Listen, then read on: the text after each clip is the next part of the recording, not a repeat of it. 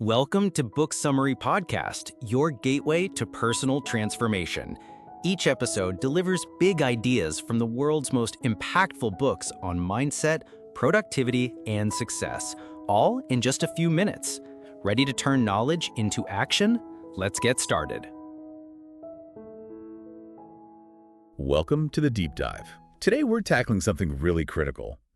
It's about defining and, maybe more importantly, claiming your financial freedom. We're diving into this concept that our sources call earning your leisure, or EIL for short. Right. And look, this isn't just about having a fat savings account, is it? No, not at all. It's really about building this whole ecosystem. You know, active income, yes, but also residual income streams. Money that makes money while you sleep, basically. Exactly. Yeah. And the whole point is to give you absolute rock-solid control over your time. That's the real prize here. Yeah, time is the ultimate currency, isn't it? And for way too long, the roadmap to actually building wealth, well, it's been kind of gatekept. Hidden away. Yeah, obscured, sometimes, frankly, deliberately, especially for communities that have, faced systemic hurdles for generations. So our mission with this deep dive, it's pretty surgical, right? That's the plan. Yeah. We're using the material we've got here to pull out a really concrete, actionable framework. We need to define those deep mindset shifts that have to happen. And lay out the actual steps. What do you do to build real lasting wealth? Precisely. Steps you can actually take. Okay, but before we even start building, we kind of have to look at the ground we're building on, right? And for millions of people, that ground is, well, the sources call it the stress prison.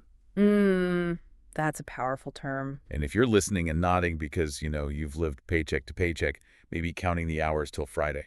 Or doing that awful calculation of can I rob Peter to pay Paul this week just to get by? Yeah, that feeling. If you know that, you know the weight of this stress. It's crushing. And it's not just a bad feeling, this financial anxiety. It's like a constant drain. It saps your physical energy, totally limits your mental bandwidth. And it pushes you often directly into these awful debt traps, or maybe keeps you stuck in a job you hate just to, keep things afloat. Maintain the status quo, yeah. That uncertainty, the indignity of it sometimes, and that shame underneath it all, it takes a massive toll. Your health, your self-worth. You just can't operate at your best.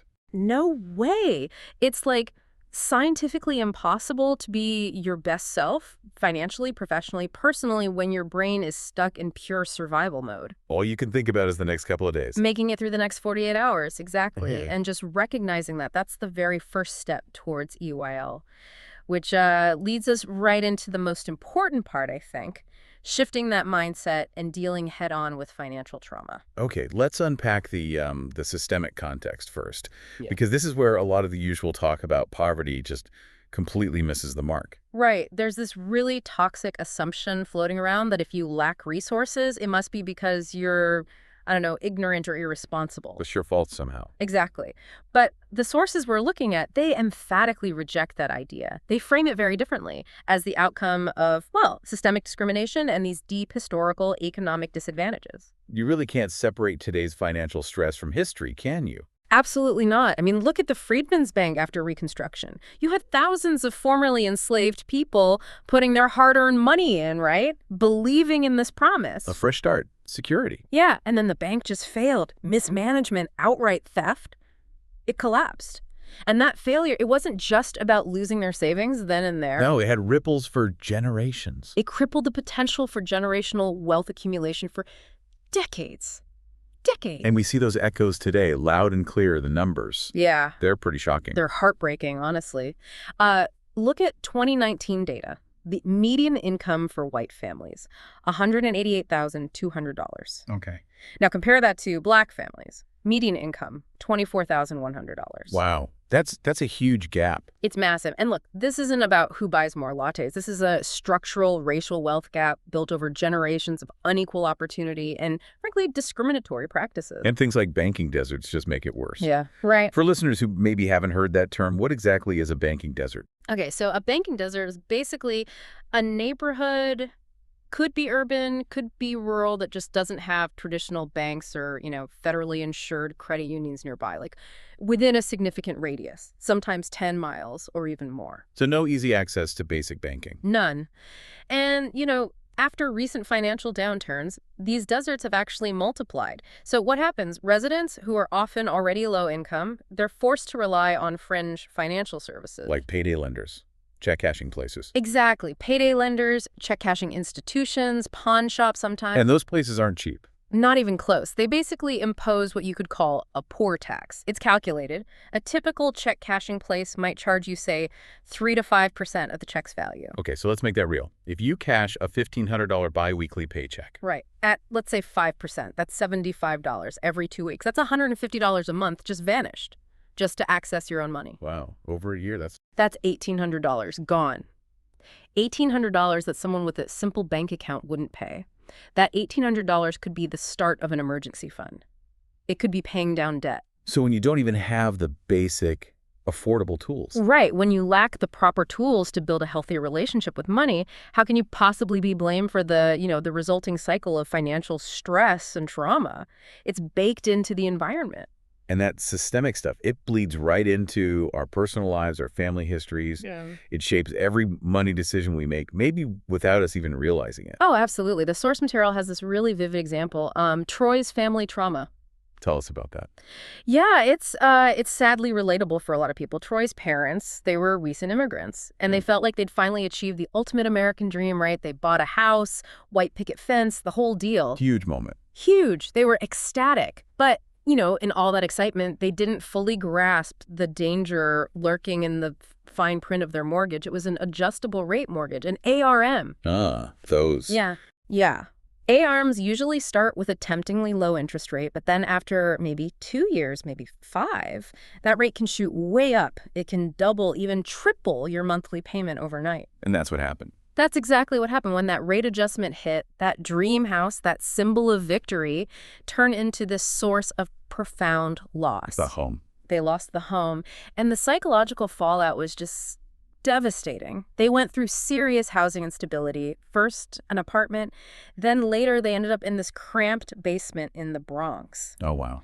Troy remembers his dad and his uncles, these are tall guys, 6 foot plus, constantly having to hunch over just to avoid hitting their heads on the low ceiling. That's a physical reminder of the failure. A constant physical indignity reinforcing that financial trauma. And it created this deep-seated long-term fear of debt, fear of mortgages. Fast forward years later, right? Interest rates plummet during the COVID era. Right. Refinancing was huge then. Huge opportunity. Troy goes to his parents. They're in a stable home now. Suggests refinancing. Could save them maybe $300 a month. Easy win, right? You'd think so. The answer was instant, emphatic, fearful. No, absolutely not. So even though it made perfect financial sense, that old trauma from losing the first house was still calling the shots. Completely. Over a decade later, it wasn't a logical calculation anymore. It was pure emotional reaction. Fear. And that emotional cost, that instability, it fuels what the sources call trauma spending, right? Those impulse buys. Impulse decisions often made just for a moment of relief or dignity, Think about having a terrible day at work, feeling beaten down, and you just stop at some fancy restaurant on the way home. Because you feel like you deserve it. Right. You deserve to feel better, even if you know deep down it's going to mess up your budget for the week. Or think about someone who starts day trading, maybe with borrowed money. Super risky, but they're desperate, right? Desperate to feel some sense of control again because their finances, maybe their whole life, feels like it's spiraling. These aren't irrational actions when you view them through the lens of trauma. They're short-term coping mechanisms. The brain prioritizes immediate safety, immediate dignity over long-term planning. Okay, so if that's the problem, the path to healing, it has to start by facing this stuff, facing the history, the behaviors. The sources lay out some actual steps. They do, concrete steps. The first one sounds simple, but it's profound and, frankly, really challenging for some. Change the language. How you talk about money and yourself. Exactly. You absolutely have to stop internalizing that negative financial self-talk. Stop saying I'm broke or I can't afford that. Those statements become your identity. So what do you say instead? You shift. You say, that's not in my budget right now. See the difference? It acknowledges the current reality, your current capacity, without declaring yourself a failure. It's not a fixed state. It's temporary. It creates options in your mind. Okay, language matters. What's next? Second, you got to ask the right questions. Dig deep. Examine your current money habits. Are you super frugal, maybe paralyzed, unable to invest? Or Are you an impulsive spender when you feel emotional? And ask where that comes from. Precisely. Ask yourself. Yeah. Is this habit rooted in my experience with money, or is it really rooted in someone else's relationship with money? Probably your parents, maybe grandparents, caregivers. Like Corey in the examples. Makes good money, but won't invest. Exactly. Corey makes 6 figures, low debt, but he refuses to invest. Why? Because that fear of losing money, it just completely outweighs the potential gain. And that fear, it's directly linked back to seeing utility shutoffs as a kid, seeing eviction notices, childhood trauma. So you have to connect those dots. You have to. You have to ask, is this my money habit, or is this just the defense mechanism I inherited from watching them struggle? Okay. Change the language, ask the right questions. What's the third step? The third step is proactive. It's vision casting. And look, this isn't just like vague journaling about wanting to be rich. Needs to be specific. Super specific. You define why you want and need money. Concrete goals. Not, I want to be wealthy, more like, I'm going to pay off that $10,000 credit card by next Christmas, or I'm putting aside $5,000 so I can take that dream trip to Italy in 2 years. So real targets. Real measurable targets. And crucially, this vision has to include wants, not just needs. You have to actively affirm the idea, okay, I deserve to have my basic needs met, absolutely, and I also deserve to experience things that bring me joy. That's a big shift, isn't it? Moving from just survival, just needs, to actually including joy and desire in your financial planning. It's fundamental. That transition from purely need-based survival thinking to intentionally integrating joy and wants, that's what really defines the whole EIL framework. It gives you permission to want more, which leads us perfectly into the structure needed to organize that desire, the EIL money principle itself. All right, so the mindset is shifting. You're starting to heal that trauma. Now you need a system, right? A structure to turn those good intentions into actual results. Yep, you need a plan. And the EIL money principle equation, that's your foundational framework. The sources call it the financial empowerment mixtape structure. Kind of catchy. Huh, I like that. So what's the core formula, the breakdown? Okay, the core formula, this is your starting point, your ideal target mix. 15% goes to saving, 55% goes to spending, 10% is for sharing, and 20% goes to investing. Adds up to 100% of your annual income. Okay, 15, 55, 10, 20. Now, we should probably stress right away, this is a framework, yeah, not like a rigid law you can never break. Oh, absolutely critical point. It's a framework built on proven wealth-building models, but it's not a commandment etched in stone. Life happens. Right. Like if you live somewhere super expensive, New York, San Francisco, maybe your spending is way higher than 55% at first, just covering rent and basics. Exactly. You might be starting at 65%, maybe even 70% on essentials. Or maybe you're a freelancer, right? Your income fluctuates month to month. You need to average this out over the year. But these percentages, 15, 55, 10, 20, these are the targets you're aiming for. Yes. Because they dictate the speed, the velocity at which you can build real lasting wealth. Think about it. If your investing number is way less than 20%, you're just slowing down your progress towards freedom dramatically. Got it. Okay, let's break down each piece, starting with saving 15%. Why 15%? That seems higher than the usual 5% or 10% advice you often hear. Yeah, it is high. And it's intentional. Remember, we're building a fortress, a defense against that financial trauma of the past, the stress prison, that 15%. It gets split strategically. Okay. The sources strongly recommend having at least 2 separate savings accounts, both high yield, if possible, meaning they earn decent interest. One is for general savings. What goes in there? General savings is for those bigger, predictable costs you know are coming, like your annual car insurance premium, or you know you'll need new tires next year, that stuff. Okay, predictable bumps. And the second account? The second one is the emergency fund, and this one needs to be treated as sacred, off limits for anything. How much should be in there, ideally? The ultimate goal for the emergency fund is a minimum of 6 months worth of essential living expenses. 6 months. Wow, that takes time to build. It does. But that total 15% allocation ensures that when life inevitably throws you a curveball job loss, medical bill, car breaks down, you don't immediately spiral back into that stress prison. You have a cushion. All right, that makes sense. Yeah. Next up, the biggest chunk, spending 55%. This is where most people's money goes and probably where the budget reviews get intense. Oh, yeah. This category gets scrutinized. And the sources suggest breaking down your spending into 3 buckets when you review. First, needed it. Rent, food, utilities, transport, the basics. Right. The essentials. Second bucket, wanted it. That concert ticket, those new shoes, in or out. Yep. The fun stuff, the discretionary spending. And then the third bucket, the one that makes you squirm a little. what was I thinking? We all have those moments. The impulse buys, the regrettable subscriptions. Totally. And the goal here with tracking this 55% isn't just about knowing where your money went. It's about consciously trying to minimize the essential expenses over time. Why minimize essentials? Don't you need them? You do, but the less you spend on the absolute basics, the more resources you free up for better life experiences or for boosting your saving and investing. Think about it. When people feel constantly deprived, like they can never have anything nice, that's when they often relapse into that emotional, what was I thinking, spending. Okay. So it's not about feeling poor by cutting basics. No, it's strategic. Sonia, in the source material, she cut her cable bill, trimmed down her streaming services. Not to feel deprived, but because that freed up cash allowed her to save more for things she valued more, like travel or taking a course. It's about aligning spending with your actual values and goals. Okay, managing that 55% takes discipline. Now, the next category, sharing, 10%, feels different. The sources say it grounds the EIL principle in this idea that none of us got here on our own. Exactly. That 10% is about acknowledging community, connection, giving back. It covers things like tithes if you're religious, offerings, donations to charities you care about, and critically, helping out family. That family part can be tricky. It can be very tricky. For someone making, say, $75,000 after taxes, that 10% is $7,500 a year dedicated to sharing. That's significant. But the sources offer some really crucial advice, some habits you must develop, especially around family requests. Like what?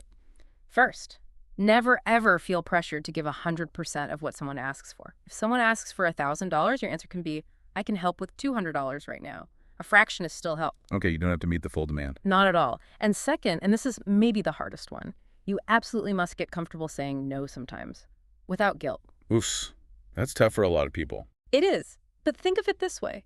Your own financial health, your EIL plan, that's the well that allows you to keep giving over the long term.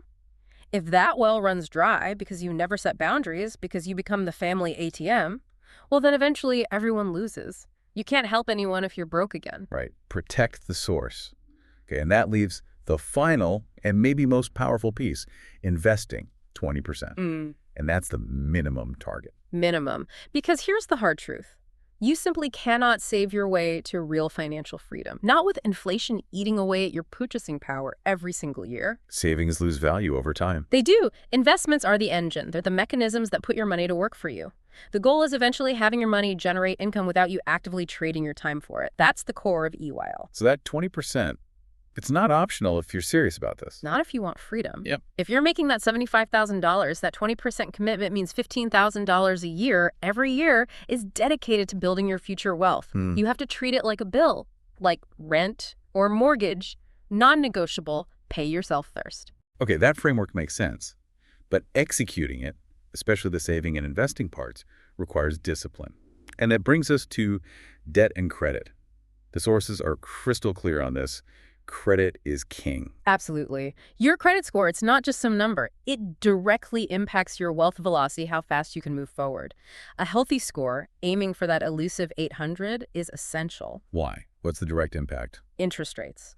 It's the difference between qualifying for a car loan at 4% interest versus, say, 18% if your credit is poor. That difference is thousands, maybe tens of thousands of dollars saved over the life of loans for cars, homes, even business funding. Good credit saves you money, freeing up cash to invest. Okay, so how do you improve your credit if it's not great? The sources mention 5 key steps. Yeah, there's a clear process. First, you got to know what's on your reports. Check them regularly. You can get them free annually. Look for errors, incorrect entries. The stuff that shouldn't be there. Right. And second, if you find errors, dispute them immediately, formally, with the credit bureaus. Get that inaccurate negative stuff removed. Third, you need a clear, consistent plan to pay down existing debt, especially that high-interest stuff. Okay. What else? Fourth, strategically use credit-enhancing tools. If you have bad credit or no credit, things like secured credit cards where you put down a deposit or small credit builder loans can be really effective. They specifically show lenders you can manage credit responsibly, even starting small. And the 5th step is just maintaining good habits long-term, right? Paying on time, keeping balances low. Paying on time every time, that's huge. And keeping your credit utilization low, meaning how much credit you're using compared to your limits. Now, specifically for tackling existing credit card debt, which can be overwhelming, the sources highlight 2 main strategies. Yep. 2 proven methods, and they actually connect back to that emotional journey we talked about earlier. How so? Okay. Option 1 is the high interest first method. Some call it the Avalanche method. This is the mathematically most efficient way. You focus all your extra payments on the debt with the highest interest rate, usually anything over 10%, while just making minimum payments on the others. Saves the most money in the long run. Correct, because you're stopping that high interest debt from growing so fast.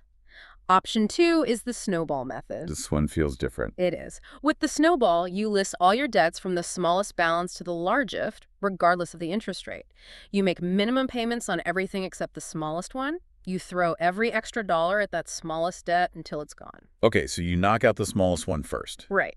Then you take the money you were paying on that smallest debt, plus any extra cash, and attack the next smallest balance. You build momentum. Okay, wait. The snowball method feels good psychologically, right? You get those quick wins. But the high interest first method saves more money. How did the sources advise choosing between them? It seems like a conflict. That's a really important question. And the sources are clear. The best method is the one you will actually stick with consistently. Consistency trumps perfect math sometimes. Exactly. Think about someone who's really deep in that stress prison, maybe dealing with the aftermath of financial trauma, like Tracy from the examples. For her, maybe eliminating that smallest $500 debt quickly gives this huge boost of confidence, a feeling of, okay, I can do this. That mental breathing room, that behavioral momentum. It can often be more valuable than saving a few extra bucks in interest with the high interest method, especially if that method feels overwhelming and causes her to give up. So it depends on your personality and your current mental state. Precisely. The advice is, be honest with yourself. If you have the mental discipline and focus for the high interest first approach, great, do that, you'll save more money. But if you need those early wins to stay motivated, the snowball method is powerful and absolutely works. Just pick one and commit to it relentlessly. Got it. Okay, all this effort, tracking spending, managing debt, hitting those EIL percentages, it all feeds back into this central practice the sources emphasize. The budget review sessions. Yes. This is non-negotiable. A budget isn't something you create once in January and then forget about. It's a living document, a financial map that needs constant checking. How often?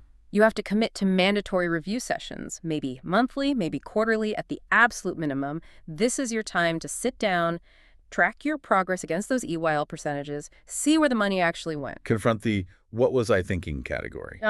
Exactly. Hold yourself accountable. Did you stick to the plan? Where did you deviate? Why? It's not about judgment. It's about learning and adjusting for the next month or quarter. It's about taking control. It's about acting like the CEO of your money, Inc. Tracking your money's movement, understanding the flow, it empowers you, it builds confidence. These review sessions are about being that disciplined adult who actually wants to achieve wealth, not the person who swipes their debit card at the ATM with one eye closed, just praying it doesn't get declined. You have to know your numbers. Okay, so we have the EIL framework 15, 55, 10, 20. We understand the importance of credit and budget reviews. Now, how do you figure out where you actually are on this journey? And more importantly, what your specific target should be. Right, you need a map. And the sources use Barbara Hudson's 4 financial stages, which are really helpful for orienting yourself. Where are you now and where are you trying to go? What are the 4 stages? Okay, first is survival. This is basically living paycheck to paycheck. There's a chronic inability to consistently pay bills on time. It's marked by that trauma and constant insecurity we talk about. Got it. Stage 1, survival. Stage 2 is stability. Here, your debt is either eliminated or it's being actively managed under a clear plan. You have some financial breathing room. You're not constantly stressed about making ends meet. Okay, that sounds better. What's next? Stage 3 is wealth. This is where you've accumulated enough assets, investments, maybe business equity, real estate, that you genuinely have control over your time and your lifestyle choices. Your money is working for you significantly. That's the EIL sweet spot, controlling your time. And then finally, stage 4 is affluence. This is where you're leveraging your established wealth for broader influence and power, maybe focusing on large-scale philanthropy, maybe political impact, maybe building major enterprises. Okay, survival, stability, wealth, affluence. Now, how do we use these stages to set concrete goals? The sources talk about calculating EIL baselines. Yes, the EIL baseline is crucial. It's the specific annual income you need to achieve your specific desired goals and live the life you've envisioned. It's about reverse engineering your freedom. You figure out the cost of the life you want, and that number becomes your target income baseline. Let's make this real. Apply to the people in the source examples. Start with Dre. Okay, Dre. He's 20 years old, clearly in the survival stage. He's making $33,000 a year working, $17.50 an hour, living at home. And his goal is simple. Move out, get his own apartment. Right, and the average rent in his area is $1,700 a month. Now, what do most landlords require? Usually proof of income that's 3 times the monthly rent. Exactly. So to calculate Dre's EIL baseline, the income he needs just to qualify for that average apartment, we take $1,700 rent, multiply by 3 for the landlord rule, then multiply by 12 months. Okay, 1,700 by 3 by 12. That's $61,200 a year. $61,200. That's his baseline income needed to rent solo. He's currently making $33,000. Wow, so he has a gap of over $28,000 a year. A huge gap. So his immediate steps have to be pretty drastic. He needs to be aggressively paying down his existing credit card debt, maybe $200 a month consistently. He needs to slash his spending, or more likely, he needs to find a significantly higher paying job, get a part-time second job, or accept that he'll need a roommate for a while. That $61K baseline is simply not achievable at his current income. The math doesn't lie. Okay, stark reality check for Dre. What about Tracy? Tracy, she's 33, single mom, also in survival, making $45,000 a year. Her goals are bigger, though. She wants to become a homeowner, targeting a house under $250K, and she wants to build a $10,000 emergency fund. Okay, home ownership. What does she need for that? Well, let's say she needs a 6% down payment for that $250,000 house. That's $15,000 cash she needs to save up. Plus the $10K emergency fund goal, that's $25K total she needs liquid. Big number on $45K salary. What are her immediate steps? Her focus needs to be twofold: creating more time to earn and fixing her credit. First, the sources emphasize she needs to let go of the pride, the idea she has to do it all alone. Her aunt keeps offering to babysit for free. Tracy needs to accept that help. Why is that so critical? Because free childcare buys her time. Time she can use for a part-time job, or maybe explore that virtual college admissions consulting idea she has, generate more income. Second, her credit score is only 500 DON. Ouch. No mortgage company is touching that. Exactly. So a crucial immediate step for her is consulting a reputable debt consolidation advisor. She needs professional help negotiating with her payday lenders, getting those paid off or settled, and building a plan to raise that score significantly. Without fixing the credit, the homeownership goal is impossible. Right. Okay, moving up the ladder, the Williams family. Married, combined income of $225,000. They seem to be bridging stability and wealth. Yeah, they're in a much stronger position income-wise. Their goals are different. Saving for college for their 3 kids, and they want to start taking luxury international trips within 2 years. So their challenge isn't earning more. It's managing what they have. It's allocation, precisely. They need a significant increase in their dedicated saving and investing percentages. So we calculate their EIL baseline. What income do they need annually to comfortably fund those aggressive college savings goals, set aside money for a high-end vacation fund, and provide seed money for Gary's side hustle idea, the audio equipment rental business? Okay, adding all that up. The sources estimate their EIL baseline to hit all those goals comfortably is around $200,000 per year. But they're already making $225,000, so they're already above their baseline. Correct. Their issue isn't income, it's discipline and strategy. They need to implement that EIL 15, 55, 10, 20 framework strictly, especially hitting that 20% minimum investment target consistently. And they should absolutely leverage Gary's business idea as a potential third income stream to accelerate things further. They have the resources, they just need the structure. Got it. Yeah. Okay, next is Corey. Single guy, $115,000 income, low debt. He's classified as being in the wealth stage already. Yep. Corey's doing well financially on the surface. His goal is forward-looking. Build an even stronger financial portfolio because he wants to start a family soon. He's aware, the national average cost just to raise one child is around $17,000 a year these days. Wow. Per year? Per year. So Corey feels he needs about $25,000 in additional income on top of his salary to comfortably handle potential family costs without feeling stressed. That means his EIL baseline is his current $115K plus $25K, so $140,000. Okay, but he's already kind of hitting his salary potential as an employee. How does he bridge that $25K gap? Exactly. That extra $25K realistically isn't going to come from a raise. It has to come from investment returns. His money needs to start generating significant income for him. Wait, Corey was the one with the loss aversion trauma, right? Afraid to invest. Bingo. That's his primary obstacle. He has the income, he had the low debt, he has the capacity to invest heavily. But that deep-seated fear of losing money inherited from childhood is paralyzing him. It outweighs the logical need to take calculated risks to grow his wealth. Before he can even think about hitting that $140K baseline through investments, he must aggressively confront and work through that emotional resistance to risk. Fascinating how the psychology is the biggest barrier sometimes, even with high income. Okay, last one, Edwin. Edwin, 39 years old, serial entrepreneur, kind of bouncing between survival and stability. His income is volatile, around $75,000 a year currently, coming from party promotion and a restaurant he's involved in. And his goals are huge. Huge ambition. He wants to be making $500,000 annually within 5 to 7 years, aiming for a franchise or maybe a real estate empire. Okay, so $500 is his big aspirational EIL baseline. Right, but the sources caution him strongly. His current income streams are very unstable. Party promotion, restaurants, those are notoriously volatile businesses. So before he chases the $500K dream, he needs to stabilize where he is now. He absolutely needs to focus on internal stabilization first. His immediate priority has to be hardcore internal discipline. That means aggressively cutting his current personal and business expenses, creating a strict budget, and building up at least 6 months of financial breathing room. Solid footing. So build a stable platform before trying to launch the rocket ship. Couldn't have said it better.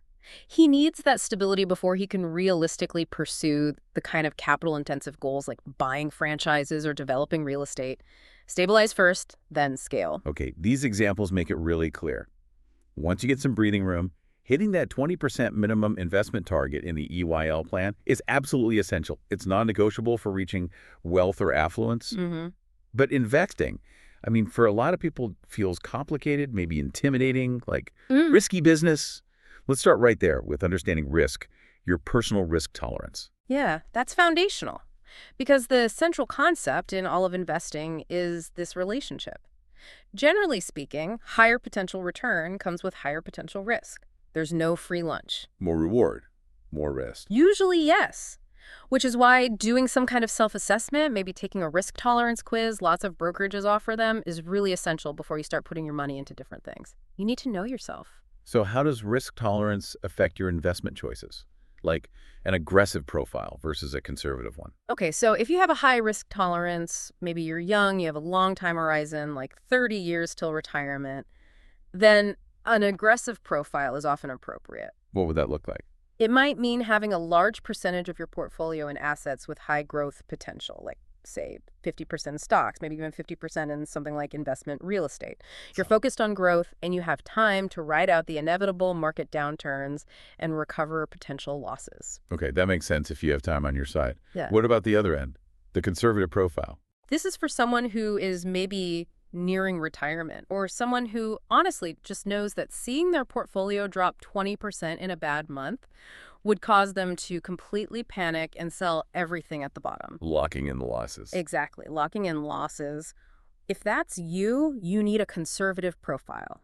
This focuses much more heavily on protecting your principal, the money you put in. So you'd have higher allocations to lower risk things like bonds, maybe fixed deposits, certificates of deposit, CDs.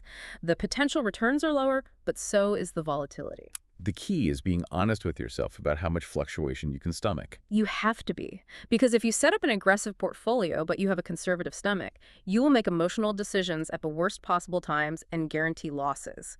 Your strategy has to align with your psychology. All right, let's dig into the main types of investments, the key asset classes EIL players should know about, starting with the big one, equities or stocks. Right. Simply put, buying a stock, an equity, means you own a tiny piece, a share of that company. You're an owner. And how should beginners approach stocks? For the initial stages of wealth building, the strong advice is to focus on public equities first, and specifically on diversification. Don't try to pick the next winning stock right out of the gate. So not putting all your eggs in one basket. Definitely not. Instead, look at things like S&P 500 index funds or broad market exchange traded funds, ETFs. These funds hold stocks of hundreds, sometimes thousands of companies. So you own a tiny piece of the whole market, basically. Exactly. It spreads out your risk. If one company in the fund does poorly, it doesn't sink your whole investment. Yeah. It's a much safer way to get started and benefit from overall market growth. Now, the sources also mentioned a specific group of stocks that have been driving a lot of the market lately. Yeah, you're probably talking about the Magnificent Seven. This isn't like a formal stock index you can buy directly, but it's a term people use to refer to a handful of specific, dominant, high-growth tech stocks. Which ones are they? It's Alphabet, Google, Amazon, Apple, Meta, Facebook, Microsoft, Nvidia, and Tesla.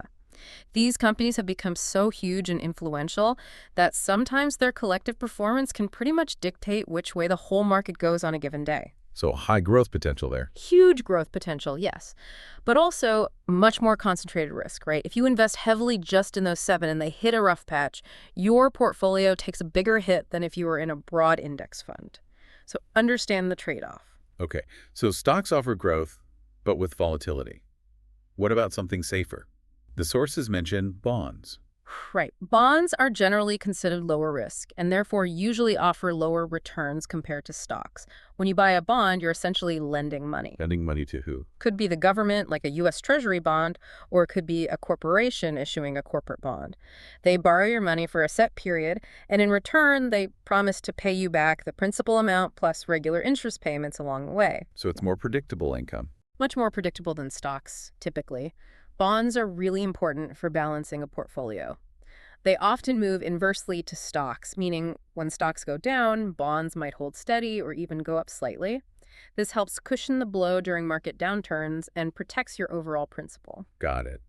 Okay, next huge category, and one that seems really popular for generating income in the EIL community, real estate. Oh yeah, real estate is a big one. It's popular for good reason. It can provide steady cash flow through rent. And historically, property values tend to appreciate over the long term, building equity. What are the common ways people invest in real estate? Well, the two most common approaches discussed are buying rental properties and house flipping. Let's start with rentals. What's the basic idea? With rental properties, the core strategy is finding a property could be a single-family home, a duplex, a small apartment building where your total monthly expenses. Mortgage, property taxes, insurance, maybe maintenance. Right, all that. Where those total expenses are less than the rent you can realistically expect to collect each month, the difference is your cash flow, your profit. The sources had a really interesting example here with Yolanda and her strategy. Yes, Yolanda's case is great. She bought a duplex for $250,000, put down $50,000. But here's the strategic part.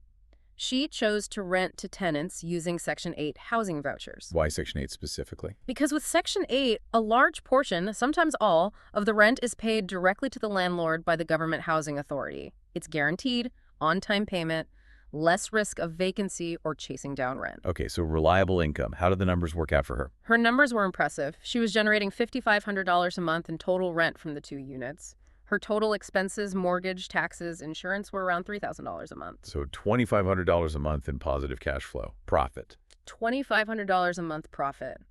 But here's the kicker, the really fascinating part from a wealth building perspective, the tax benefits. Because of something called the depreciation deduction that investment property owners can take.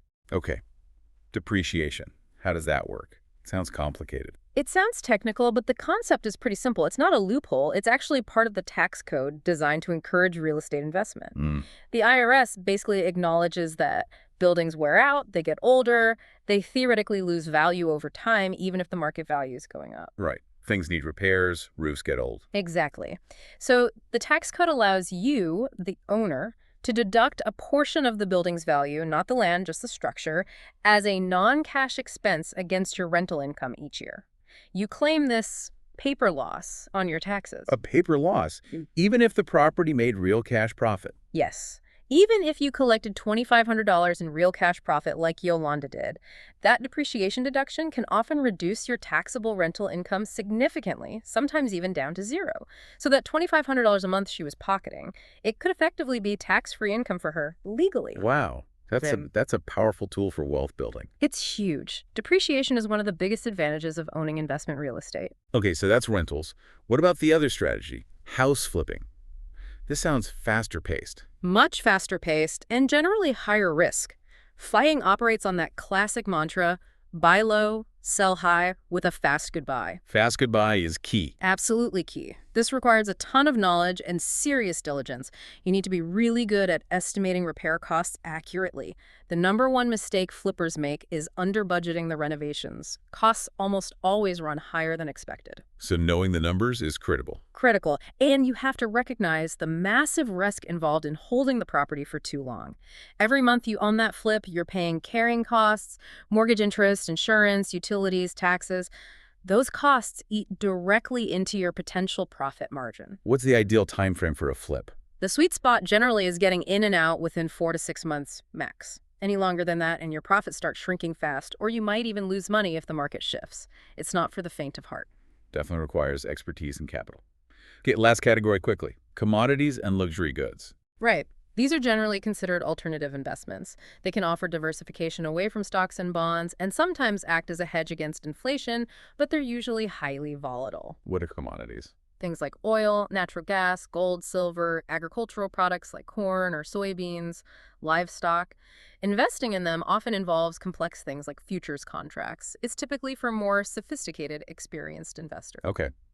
And luxury goods like watches, handbags. Yeah, think high-end watches, rare designer handbags, fine art, classic cars. These can appreciate significantly in value, sometimes spectacularly. But their prices are also subject to fashion trends, collector whims, and economic cycles. Highly unpredictable. So not really a primary investment strategy. Definitely not recommended as a primary strategy for building wealth. Maybe a tiny part of a very diversified portfolio if you have expertise and passion for that specific market, but treat it more like speculation than core investing. Got it. Okay, so we've covered the types of investments, but it's clear, risk is always part of the game. The sources talk directly about dealing with the fear of risk loss aversion and also about spotting scams. Let's hit the emotional part first, loss aversion. Yeah, this is huge. Loss aversion is that psychological bias where the pain of losing feels much stronger, much more impactful than the pleasure of gaining an equivalent amount.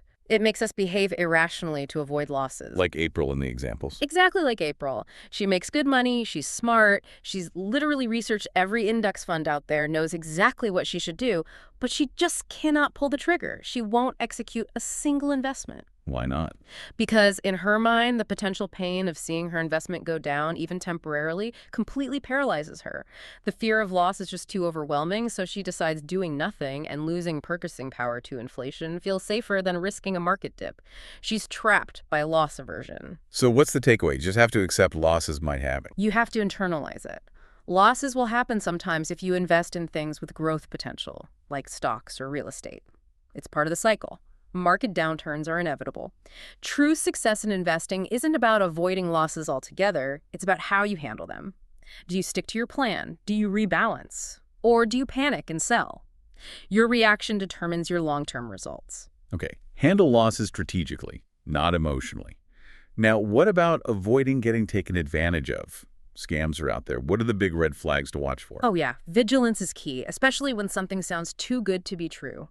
The sources list several critical red flags. First, be immediately suspicious if someone pitching an investment refuses to provide clear written details, like a formal prospectus, a legal contract, audited financials. If it's all vague promises and hand-waving, run. No paperwork, no deal. Pretty much. Second, never provide your banking information or wire money as some kind of good faith deposit just to start negotiations or get more info. That's a classic scammer tactic to just drain your account. Okay, protect your account info. What else? Be wary of promises of free gifts, luxury trips, or access to some exclusive club with secret or inside information. These are often lures designed to get you to make an initial investment, after which they'll pressure you for more money or the opportunity vanishes. If it sounds like a prize draw, it's probably not a real investment. Good rule of thumb. And finally, just demand professionalism. If the people you're potentially dealing with are rude, overly pushy, evasive, use high-pressure sales tactics, or just seem generally unprofessional, walk away. Trust your gut. Legitimate investment professionals are usually patient and transparent. Investing is a game of calculated knowledge and long-term patience, not a get-rich-quick scheme based on secrets. All right, we've covered mindset, budgeting, investing. But for achieving true EIL, that ultimate control over time, the sources stress a core mantra. One income is simply too close to no income.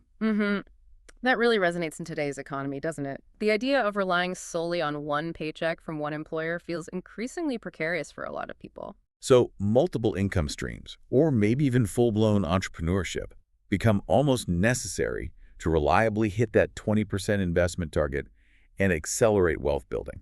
Absolutely. While traditional employment often provides stability, maybe benefits, entrepreneurship offers something else: leverage, control over your earning potential in a way a salary often doesn't allow. What kind of business models are we talking about here? The sources highlight a few distinct paths. There's the traditional brick-and-mortar business, opening a physical store, a restaurant, a service shop. Then there are virtual businesses, which are huge now. Things like online consulting, maybe like Tracy's idea for college admissions, help e-commerce stores, digital marketing services, lower overhead usually. Right. And then franchises. Franchises offer a more established structure. Hmm. You're buying into a proven system, a known brand, with operational support. Higher initial investment usually, but potentially less risk than starting something totally from scratch. And the sources give some great examples of people starting small, building that side hustle alongside their main job. Yeah, those are inspiring. Look at Christopher. He took $2,500, invested it in a vending machine business, found a good location, stocked it with popular, maybe slightly premium items. Right. And even in what he called a slow month, that single machine was generating $300 in passive profit. Low maintenance, residual income. So what did he do? He immediately started saving to buy a second machine, aiming eventually for 10, scaling up. Nice. That's tangible. And Twana. Twana's story is great too. She was working full-time as an educator, but she started this niche t-shirt business on the side, specifically targeted at Black women. It tapped into a real community need. And it took off. It really took off, to the point where her monthly revenue from the t-shirt business started consistently exceeding her educator salary. That happened for 4 months straight. Wow. So that gave her the confidence To make the leap. She left her traditional job to focus on her business full-time, but she did it strategically. Which brings up a key point. Making that transition from employee to full-time entrepreneur, it's a huge step. What are the benchmarks? How do you know when it's reasonably safe to jump?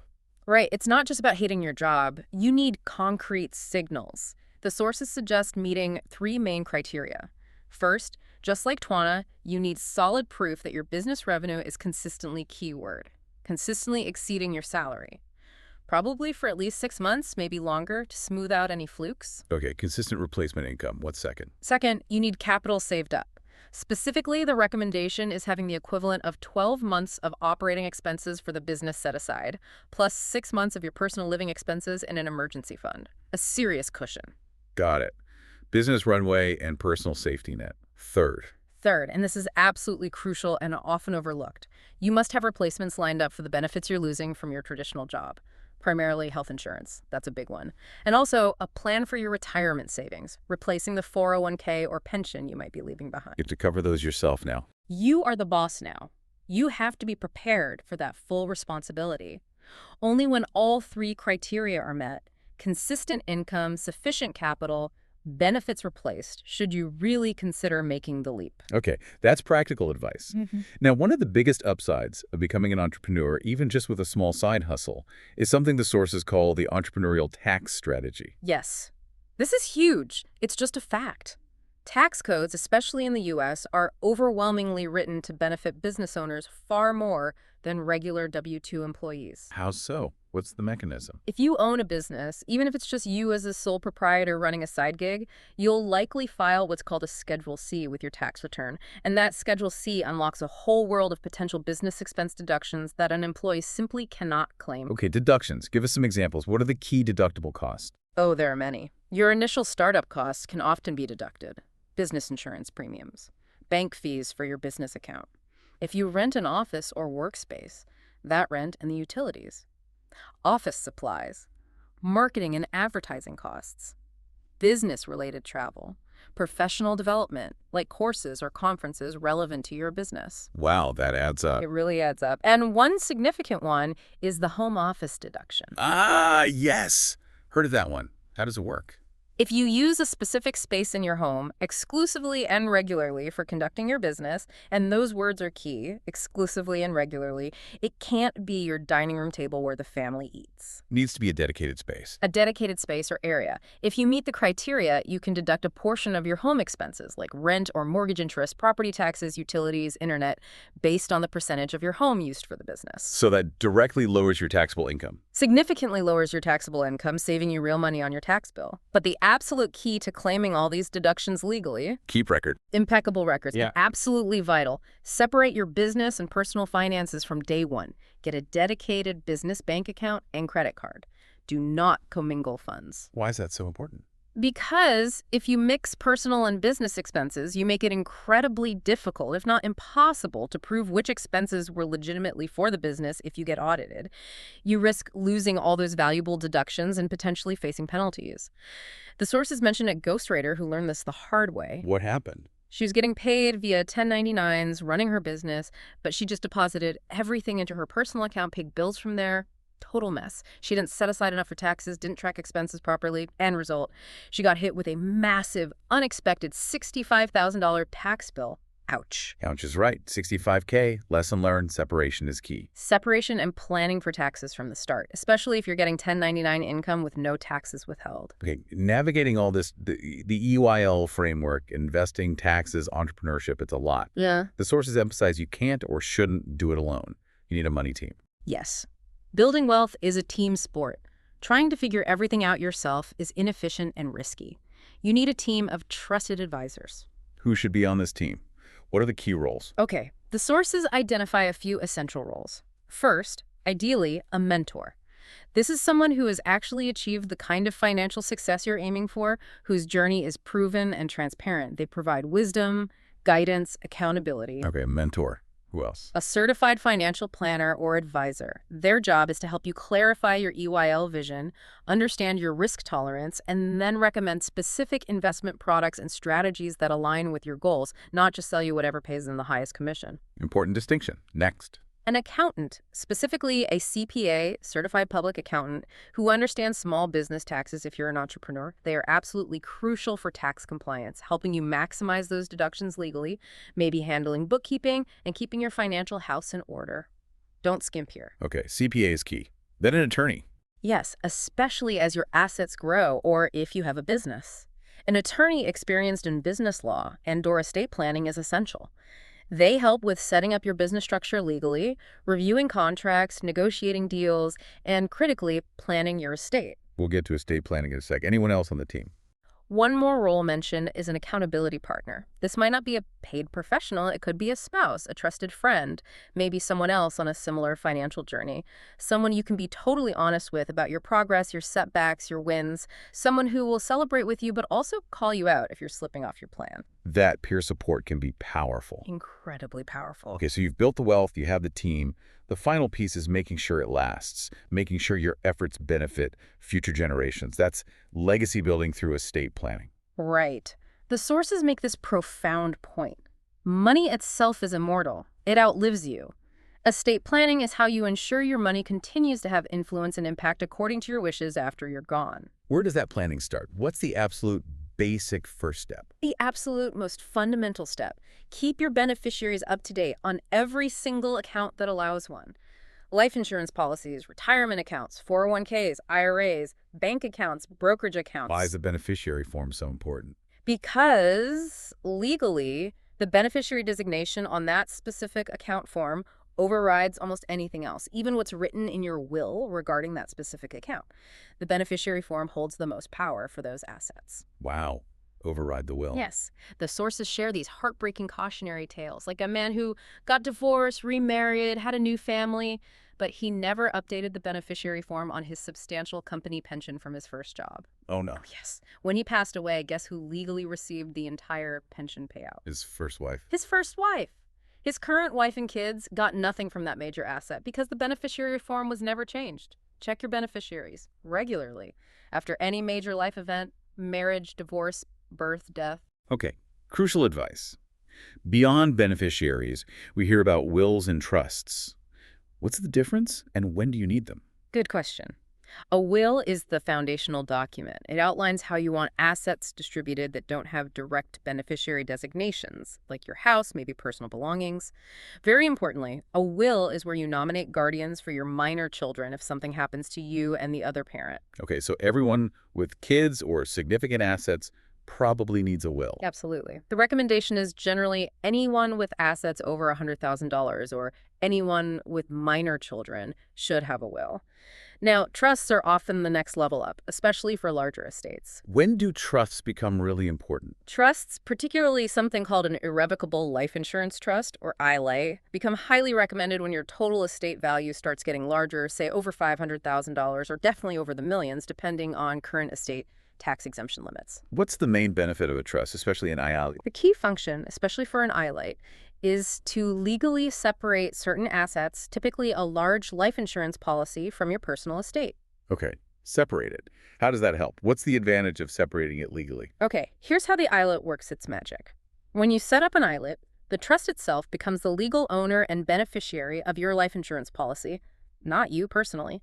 You make gifts to the trust, and the trustee uses that money to pay the policy premiums. So the trust owns the policy, not you.